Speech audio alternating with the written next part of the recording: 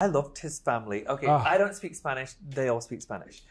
Funnily enough, most people expect that I speak Spanish. I don't. However, I loved that family because it felt like my family. I love the community within.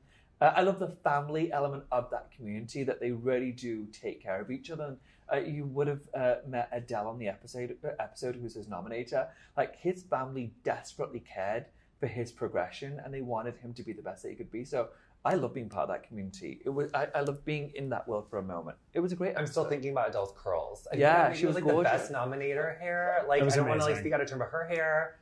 No. She did not need it. She had like the best style. She was so cute. And the little grandma was amazing. I love her, Abuelita. But I think just sort of like the cultural nuances of the dynamics of things that kind of, while they're like similarities, I think it's just like the differences in understanding sort of like what it's like to grow up as a young man in a Latino community within those family dynamics. I think a lot of that was very new to me, and I think that's what continues to fascinate me with the more heroes we get to learn, because you get to kind of like learn about those things, and like the things that make us who we are and why we are the way we are, and the struggles that we have and the boundaries that we face. I don't know.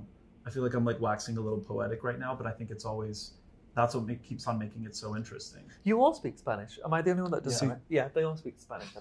I can't speak to the machismo, surprisingly, but I can speak to what it feels to have an expectation placed on you.